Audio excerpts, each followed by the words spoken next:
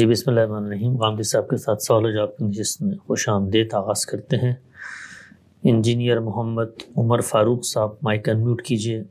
کوشش کریں مائک ذرا قریب رکھیں, خاموش جگہ پہ بیٹھیں, بآواز بلند سوال کیجئے. سر یہ state bank of Pakistan prize bond release کرتا ہے, تو اصل میں ان کی منطق یہ ہوتی ہے کہ اگر کسی پروجیکٹ کے لیے 10 ارب چاہیے اور گورنمنٹ کے پاس اگر 4 ارب ہے تو وہ کہتے ہیں چلیں 6 ارب کے ہم بانڈ ریلیز کر دیتے ہیں اور اس کی پرائس تھوڑی بڑھا کر یعنی 6.5 ارب کر لیں گے, اوپر سے جو منافع آتا ہے اس کو انہی لوگوں میں ڈسٹریبیوٹ کر دیں گے.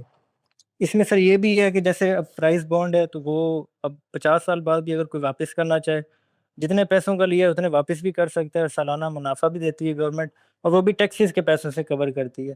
اب سر اس معاملے میں نے ریسرچ کی ہے, پاکستان میں واحد انجینئر علی مرزا صاحب اس معاملے پہ پراپرلی ایکسپلین کر کے انہوں نے بتایا کہ یہ بالکل ٹھیک ہے, اس میں کوئی بات نہیں ہے. تو کائنڈلی آپ اس پہ اپنا دے دیں مجھے.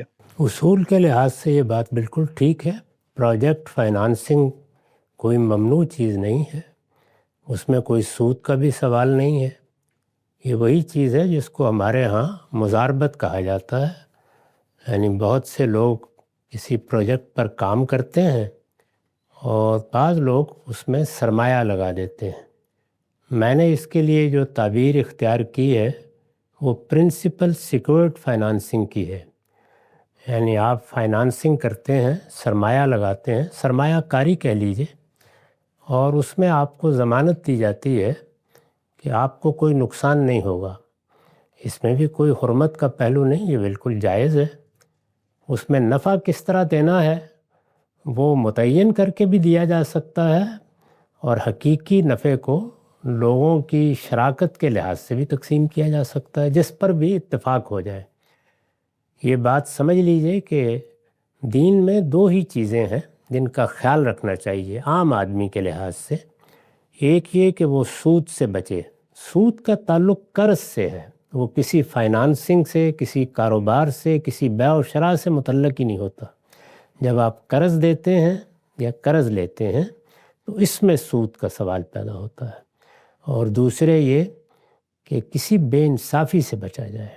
اللہ تعالیٰ نے ہم سب مسلمانوں کو ہدایت کی ہے کہ ایمان والو لا تاکلوا اموالکم بینکم بالباطل, ایک دوسرے کا مال بے انصافی کے ساتھ باطل طریقوں سے کسی کو نقصان پہنچا کے, کسی کو دھوکہ دے کے نہ کھاؤ.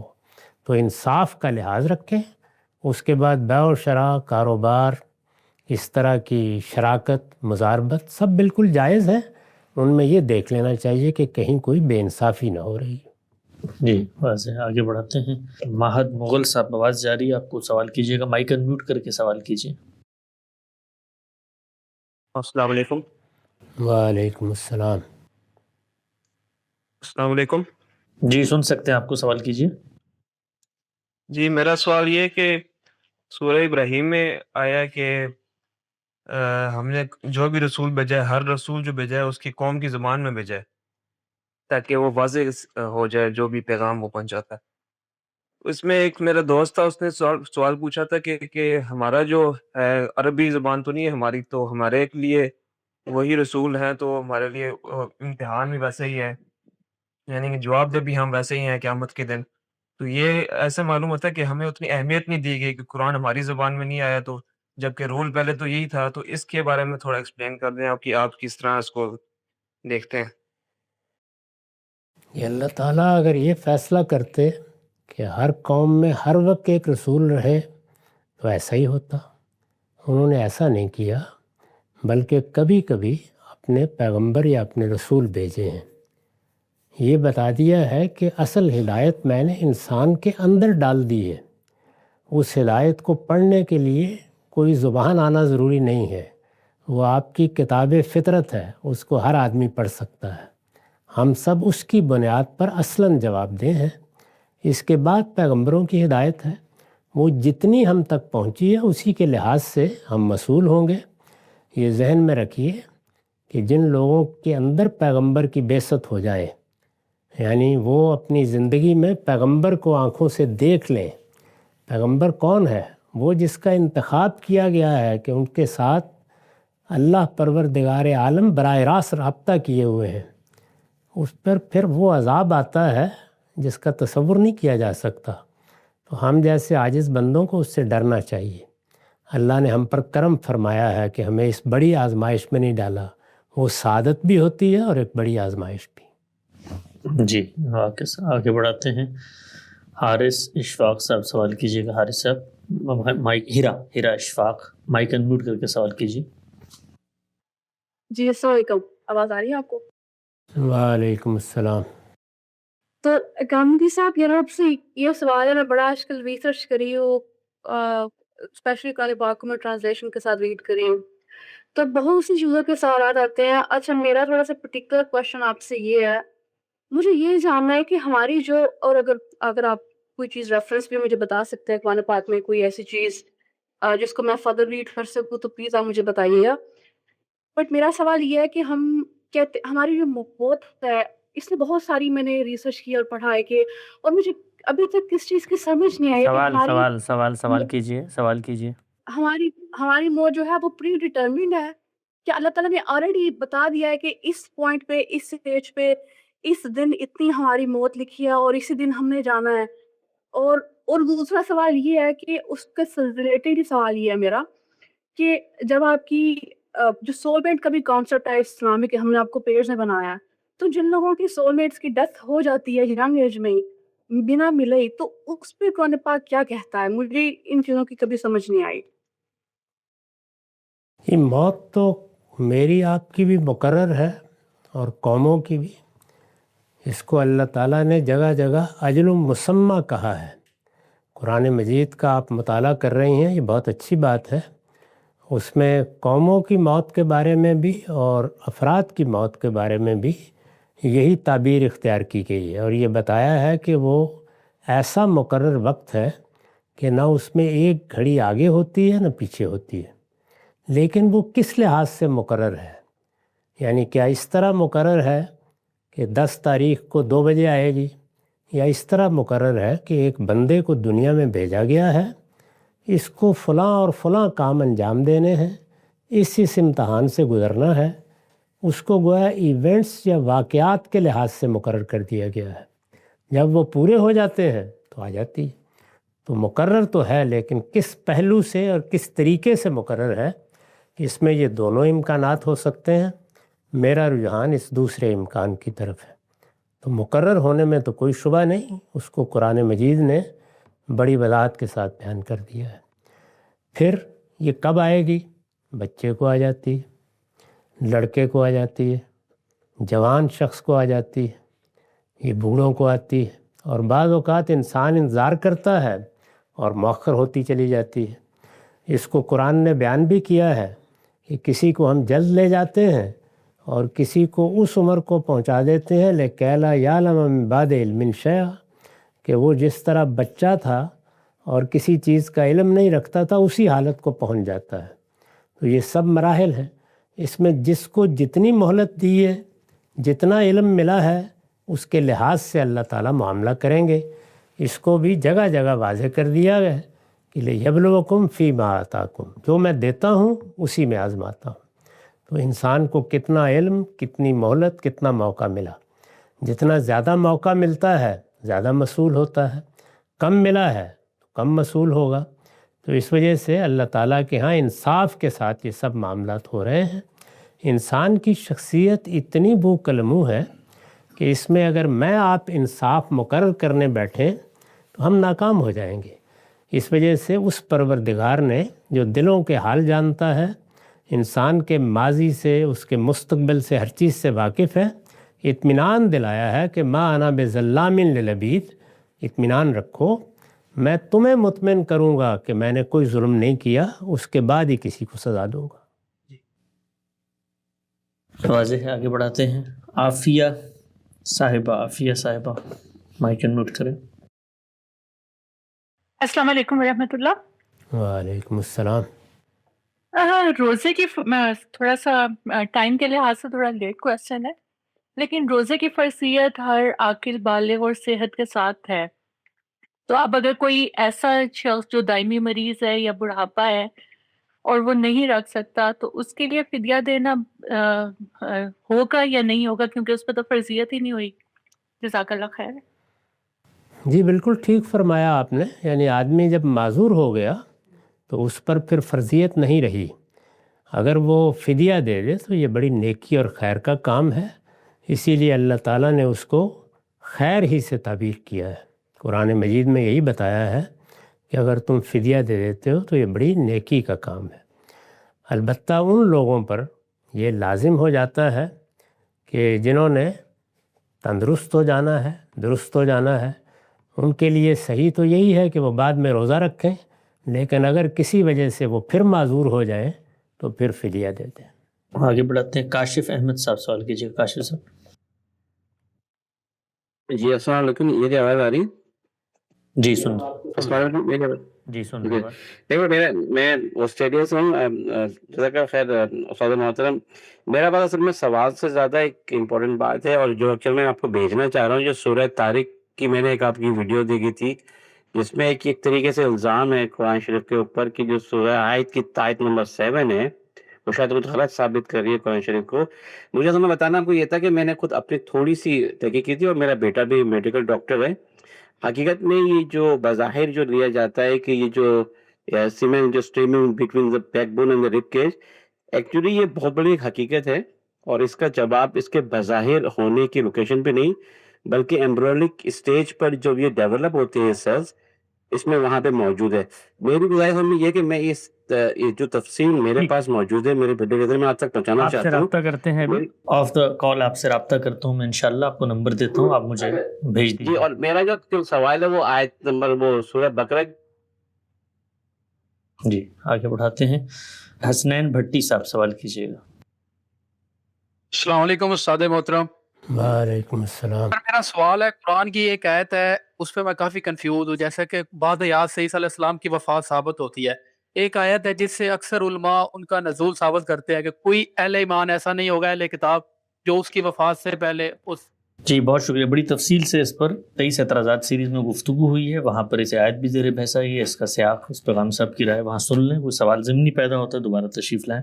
مزمل بلوچ صاحب سوال کیجیے گا۔ مزمل صاحب السلام علیکم سر۔ وعلیکم السلام۔ سر میرا سوال ہے کزن میرج کے متعلق۔ سر میری منگنی اپنے فرسٹ کزن سے 6 سال پہلے ہوئی تھی، مگر اب طبی خدشات، فیملی میں بیماریوں اور ڈاکٹروں کے وارننگ کی وجہ سے میرا دل اس شادی کے لیے قطعی راضی نہیں ہے۔ ڈاکٹروں نے بھی ہمارے خاندان میں بڑھتے ہوئے نئے امراض کی وجہ واضح طور پر کزن میرج ہی بتائی ہے۔ میں نے اپنے والدین کو بہت سمجھایا، مگر وہ معاشرتی دباؤ کی وجہ سے مجھ پر زبردستی کر رہے ہیں، اور میرے انکار کرنے پر تعلق ختم کرنے کی اور گھر سے نکالنے کی دھمکی دیتے ہیں، اور یہ بھی کہتے ہیں کہ تمہاری انکار کی وجہ سے اس لڑکی کی زندگی برباد ہو جائے گی اور تمہیں اس کا گناہ ہوگا۔ میرا سوال یہ ہے کہ کیا ایسی صورت میں جب دل راضی نہ ہو اور خدشات بھی واضح ہوں، اس سے نکاح کا انکار کرنا جائز ہے؟ یہ بالکل جائز ہے، لیکن کوشش کیجئے کہ آپ والدین کو بھی سمجھائیں، اور یہ بھی کوشش کریں کہ لڑکی والوں پر بھی، اگر لڑکی سے بات ہو سکتی ہے تو اس کو بھی اس کے بارے میں قائل کیا جائے، اور یہ بتایا جائے کہ اس میں کیا خدشات ہیں، کیونکہ ان خدشات کے ہوتے ہوئے اگر آپ زبردستی کسی کے کہنے پر نکاح کر لیں گے تو یہ زندگی بھر کا فیصلہ ہے، یہ کامیاب نہیں ہوگا، اس میں خرابیاں پیدا ہوں گی۔ تو بہتر ہے کہ اطمینان سے بیٹھ کر ان چیزوں کو طے کر لیں، محبت کے ساتھ طے کر لیں۔ شادی کا، نکاح کا فیصلہ آپ ہی کو کرنا ہے، اس میں والدین کا کام یہ نہیں ہے کہ وہ زبردستی کریں، ان کو مشورہ دینا چاہیے، رائے دینی چاہیے، اونچ نیچ سمجھانی چاہیے۔ وہ اس معاملے میں دائی ہیں، وہ کوئی شدت نہیں برت سکتے، انہیں ایسا کرنا بھی نہیں چاہیے۔ جی واضح ہے۔ آگے بڑھاتے ہیں، شامل صاحب سوال کیجیے گا۔ شامل مائک انمیوٹ کریں۔ السلام علیکم استاد۔ وعلیکم السلام۔ استاد میں شامل کشمیر انڈیا سے بول رہا ہوں۔ جی سوال کیجیے۔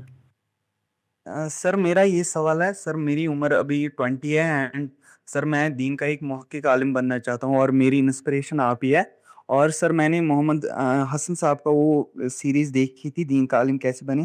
سر لیکن میرا جو سوال ہے وہ یہ ہے کہ مطلب میں یہ فیصلہ نہیں لے پا رہا ہوں کہ میں دین کا محقق عالم بنوں آپ کی طرح، کیونکہ مجھے یہ خدشہ ہوتا ہے کہ how will I arrange my finances. تو سر یہ خوف آتا ہے کہ مطلب معاش کا کیا ہوگا اگر میں دین کا صرف پڑھتا ہی رہوں کتابیں. اور سر اور میرا انجینئرنگ جو ایگزام تھا وہ کوالیفائی ہو گیا، تو sir I am like in between کہ میں انجینئرنگ کے بعد دین کا کروں سر. لیکن میرا دل جو ہے نا وہ صرف قرآن کی اسٹڈیز کی طرف ہے. And sir you are my inspiration and sir I love you. بس جی، آپ انجینئرنگ مکمل کریں، اس لیے کہ جب آدمی کسی کام کو شروع کر لے تو اسے پائے تکمیل تک پہنچانا چاہیے. انجینئرنگ آپ ضرور کریں، اس سے آپ کو فائدہ ہوگا. آپ اس عمر میں یہ فیصلہ کرنا چاہتے ہیں، خدا نخواستہ اس میں ناکامی ہوئی تو آپ کے پاس ایک ڈگری ہوگی اور آپ اس سے کچھ کما بھی سکیں گے. وہ مکمل کر لیں، اس کے بعد آپ دین کا علم حاصل کریں، دین کے علم میں رسوخ پیدا کریں، اور ایک تدریج کے ساتھ، یعنی یہ ضروری نہیں کہ پہلے دن ہی کو فیصلہ کر لیے، تدریج کے ساتھ اپنے لیے راہ نکالیں. دین کا عالم بننے کے بعد جو چیز پیشے کے طور پر اختیار کی جا سکتی ہے وہ صرف تعلیم و تدریس ہے. اس کے سوا کسی اور پیشے کے ساتھ خالص علمی خدمت بہت مشکل ہے. تو تعلیم، تدریس، یا اسی طرح کسی تحقیقی ادارے میں آپ کو کوئی جگہ مل جائے تو آپ وہاں کام کر سکتے ہیں. دوسری صورت یہ ہے کہ آپ کے خاندان میں، آپ کے ملنے والوں میں کچھ لوگ آپ کی ذمہ داری اٹھا لیں. تو اس کے سوا اور کوئی طریقہ نہیں ہے. جتنے بڑے علماء اس وقت بھی ہیں، ماضی میں بھی رہے ہیں، ان سب کو اسی طرح کا کوئی طریقہ اختیار کرنا پڑا ہے. البتہ آپ نے انجینئرنگ اگر کی ہے تو ایک چیز یہ بھی ہو سکتی ہے کہ آپ اس کے ساتھ آہستہ آہستہ اپنی استعداد بڑھاتے جائیں اور پھر دیکھتے چلے جائیں کہ آپ نے معاش کے لیے اگر انجینئرنگ کو اختیار کیا ہے تو وہ کب آپ سے چھڑانے کا تقاضا کرتی ہے، اس کو حالات پر چھوڑ دیں. صاحب آپ یہ فرماتے بھی ہیں نا کہ ساتھ ساتھ یعنی عربی زبان پر مہارت دسترس عبور ہو جائے تو وہ باقی امہات کا مطالعہ وہ پھر مؤخر بھی کیا سکتے ہیں، یعنی زبان کو سیکھا ہے آدمی ساتھ سے.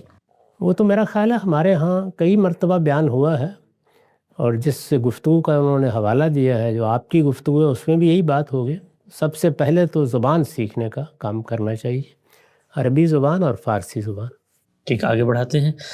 افتخار گل صاحب سوال کیجیے گا افتخار سے. مائک انمیوٹ کریں. السلام علیکم. وعلیکم السلام. جی میں پوچھنا چاہتا ہوں کہ نماز کے اعمال جو ہیں، اس طرح رکوع، سجدہ، تو ان کی حقیقت سمجھ میں آتی ہے کہ ہم اللہ تعالیٰ کی عظمت کا اظہار کر رہے ہوتے ہیں، اپنی عاجزی کا اظہار کر رہے ہوتے ہیں. تو جو یہ رفع الیدین ہے، اس کی حقیقت کیا ہے؟ یہ کس چیز کا اظہار ہے؟ اس کی حقیقت جی، رفع یدین کا تعلق تکبیر سے ہے، یعنی اللہ کی بڑائی بیان کی جاتی ہے تو ہم اپنے ہاتھ بھی اوپر اٹھا کر گویا اس بات کی شہادت دیتے ہیں. یہ دیکھا ہوگا کہ جب حلف اٹھایا جاتا ہے تو اس وقت بھی لوگ ہاتھ اوپر کو اٹھا لیتے ہیں. تو یہ اسی کی تعبیر ہے. عام طور پر دنیا میں انسانوں نے جو چیزیں علامت کے طور پر اختیار کی ہوتی ہیں انہی کو اپنانا موضوع ہوتا ہے. جب اللہ تعالیٰ ان کو اختیار کر لیتے ہیں تو وہ شاعر اللہ بن جاتے ہیں. تو اب یہ اللہ کے شاعر ہیں. شعیرہ یا شاعر کا مطلب ہے علامتیں. تو یہ اللہ تعالیٰ کے ساتھ ہمارے تعلق کا علامتی اظہار ہے. جب ہم تکبیر کہتے ہیں اور ہاتھ اٹھاتے ہیں تو گویا اللہ کی بڑائی کی شہادت دے رہے ہوتے ہیں. سید حبیب اللہ شاہ صاحب سوال کریں. جی سر، السلام علیکم. وعلیکم السلام.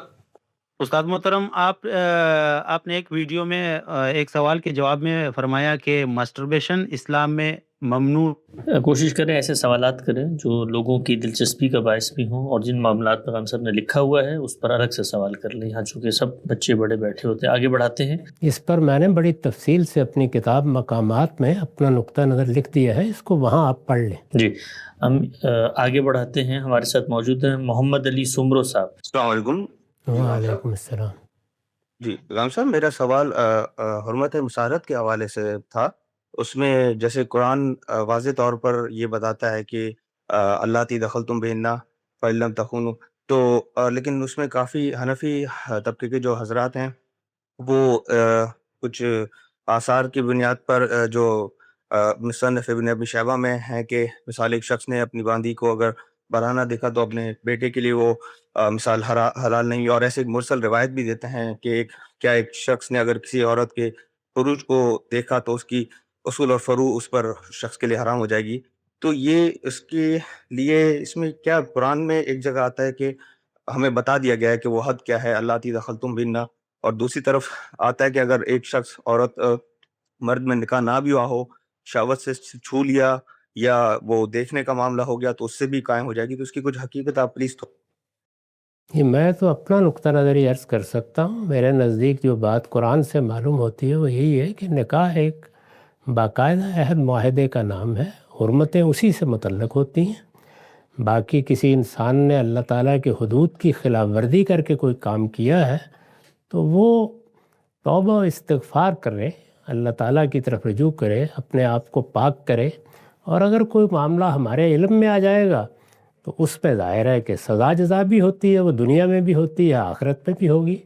اس کی بنیاد پر حرمتیں نہیں قائم کی جا سکتی. حرمتیں تو اللہ تعالیٰ نے جیسے اس کو بیان کر دیا اسی پر قائم ہونی چاہیے. جی منصور صاحب سوال کیجیے گا. السلام علیکم. وعلیکم السلام.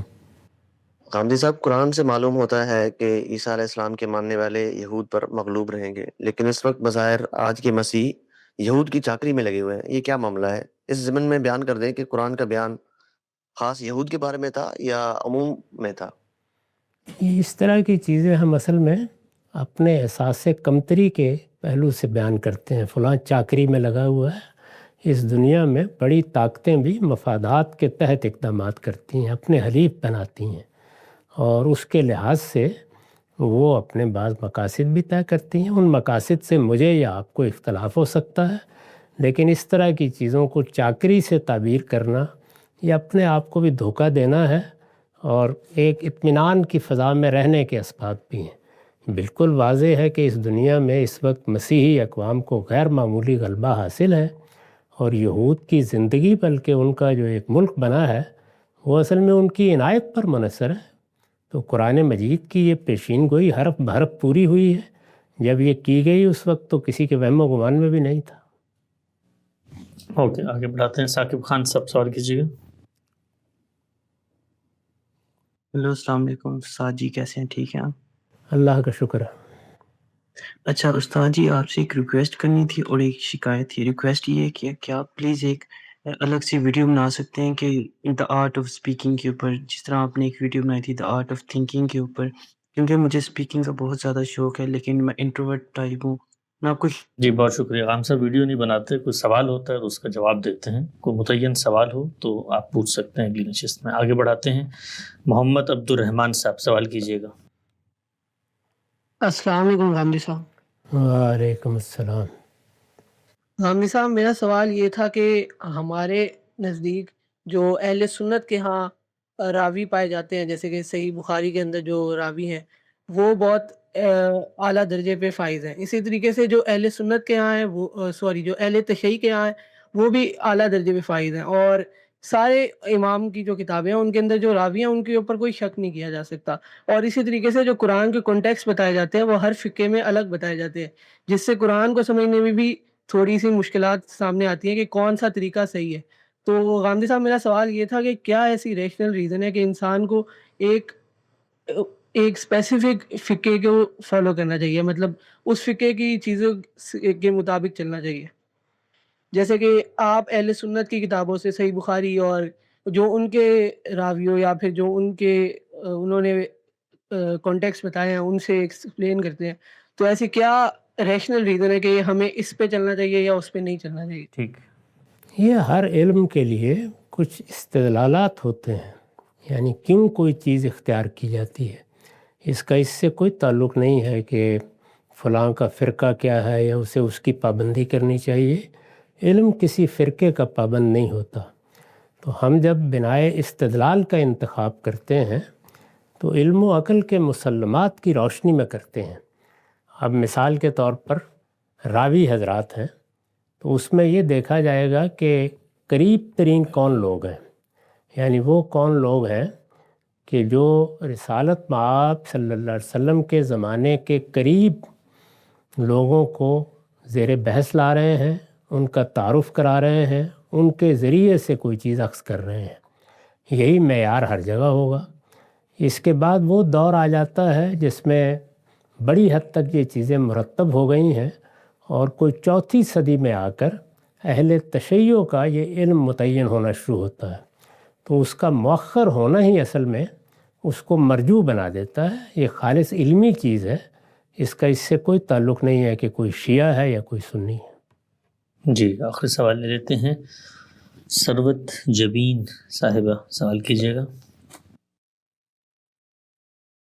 السلام علیکم۔ السلام علیکم عامر صاحب۔ جی میرا سوال ہے کہ حکمت جو ہے اگر کسی انسان میں یہ نہیں ہے بائی برتھ تو وہ اس کو کیسے ڈیولپ کر سکتا ہے یا اس میں بہتری لا سکتا ہے؟ تمام اچھی خوبیاں ایک ہی طریقے سے پیدا ہوتی ہیں، یہ کہ آپ سب سے پہلے یہ دیکھیے کہ وہ چیز کیا ہے جو آپ اپنے اندر پیدا کرنا چاہتے ہیں یا پیدا کرنا چاہتی ہیں۔